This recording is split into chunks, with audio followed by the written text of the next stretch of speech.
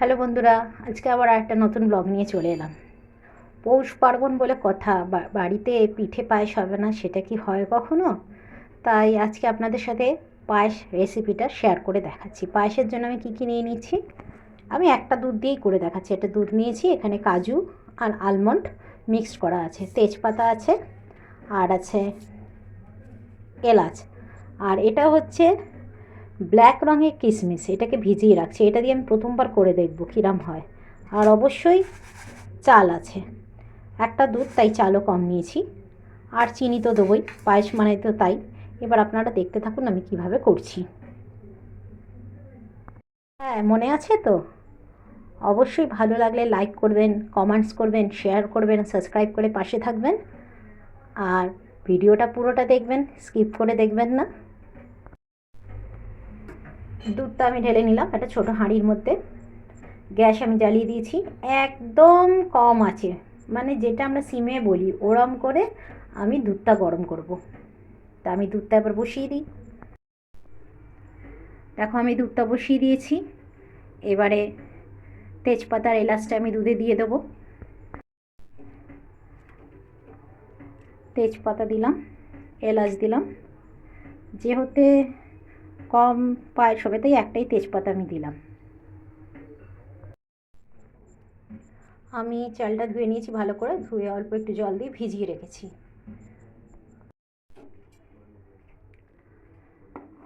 দেখো আমার দুধটা ফুটে গেছে। এবারে আমি কি করব, চালটা দিয়ে দেবো।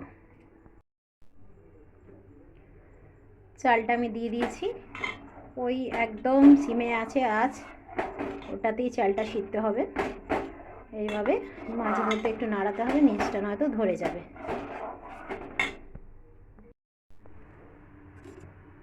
এটাকে থেকে থেকেই নাড়াতে হবে, নয়তো নিচে বসে যেতে পারে। আমি এটার মধ্যে অল্প একটু নুন দিয়ে দেবো। পায়েসে আমি নুন দিই একদম সামান্য, দেখুন একদম সামান্য নুন দিলাম। এটা আপনারা স্কিপও করতে পারেন, কেউ যদি মনে করেন যে না, যে আমি দেবো না, তাহলে সেটা স্কিপ করা যেতেই পারে। আমি দিই তাই জন্য দিলাম। এটা নাড়াচাড়া করতে করতে দেখতে হবে যে চালটা সিদ্ধ হয়ে এসছে কিনা। হ্যাঁ, দেখলেই বোঝা যাচ্ছে অনেকটা সিদ্ধ হয়ে এসছে। এবারে আমি বাদামগুলো আর কিশমিশটা এর মধ্যে দিয়ে দেবো। চিনি কিন্তু একদমই এখন মিক্সড করব না।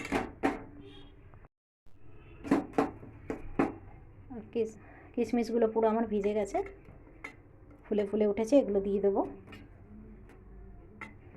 ভালো করে একটু নাড়াচাড়া করে নেব।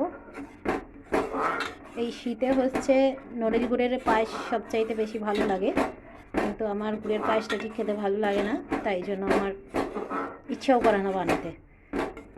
তাই কেউ যদি মনে করেন যে নড়েল গুড়ের পায়েস করব, তাহলে চিনির বদলে গুড়টাকে ভেঙে দেবেন, কিন্তু যখন চাল সিদ্ধ হচ্ছে তখন না, সিদ্ধ হয়ে যাবে পুরো একদম, তারপরে দেবেন।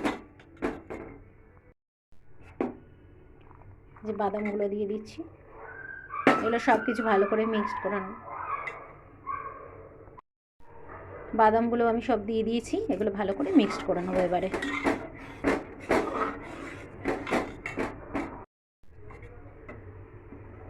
দেখুন পায়েসের চাল কিন্তু পুরো গলে গেছে।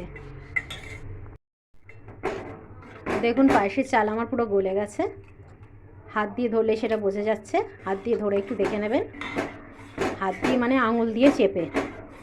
আর এবারে আমি চিনিটা মিক্সড করব, চিনিটাও পরিমাণ মতন দিতে হবে। দেখুন আমি এতটা চিনি দিচ্ছি, এর দিয়ে আমি কমও দিতে পারি, না দেবো না। আর বেশি ক্যাটকেটে মিষ্টি আমার ভালো লাগে না, অনেক মিষ্টি হয়ে যাবে তাহলে। আর যারা বেশি মিষ্টি খেতে পছন্দ করেন তারা একটু বেশি চিনি দেবেন। আর যেরকমভাবে চিনির পায়েস তৈরি হয় সেম একই পদ্ধতিতে গুড়ের পায়েসও তৈরি হয়, শুধু গুড়টা যদি নরম থাকে তো কোনো অসুবিধাই নেই, নয়তো একটু ভেঙে গুঁড়ো করে নিতে হয়। এবার কিন্তু আমি একটু আঁচটা বাড়িয়ে নিয়েছি, আর কন্টিনিউয়াস নাড়িয়েই যাচ্ছি, নয়তো নিচে কিন্তু ধরে যাবে না নাড়ালে। এইভাবে একটু দুধটা যখন বসে যাবে তখন আমি গ্যাসটা অফ করে দেবো। দেখুন প্রায় হয়েই এসেছে। এই পায়েস রান্না করতে করতে একটা কথা আপনাদের সাথে শেয়ার না করে পারলাম না। কেউ একজন ছিল আমার হাতে রান্না খেতে খুব ভালোবাসতো। আমি রান্না করতাম, পিছনে দাঁড়িয়ে থাকতো কখন তাকে দেওয়া হবে। আর পায়েস হলে তো বলারই না। আর আমি বলতাম ফ্রিজে আমি তালা দিয়ে রাখবো। আজকে সে আমার থেকে অনেক দূরে, সে নিজেই দূরে সরে গেছে। আর যেখানেই থাকো আমার কোনো অভিযোগ নেই, শুধু বলবো ভালো থাকো। আর তুমি যদি দেখে থাকো অবশ্যই আজও তোমাকে আমার মনে পড়ে আর মনে পড়বেও। ভালো থেকো, এইটুকুনি জানাবো। যাই হোক, মানুষ যাবে আসবে, এটাই হচ্ছে জীবন। তার জন্য তো কিছু বসে থাকবে না, চালিয়ে যেতেই হবে। আর অবশ্যই আপনাদের ভালো লাগলে আপনারা কমেন্টসে জানাবেন। দেখুন পায়েস আমার প্রায় রেডি, বসে বসে গেছে। আর বসাবো না, কেননা যেই না ঠান্ডা হবে ও এমনি এমনিই টেনে যাবে। এবার এটাকে আমি নামিয়ে ফেলবো। যে পায়েস পুরো রেডি, এবার শুধু খেয়ে দেখার পালা কিরাম হয়েছে। আশা করি ভালোই হবে।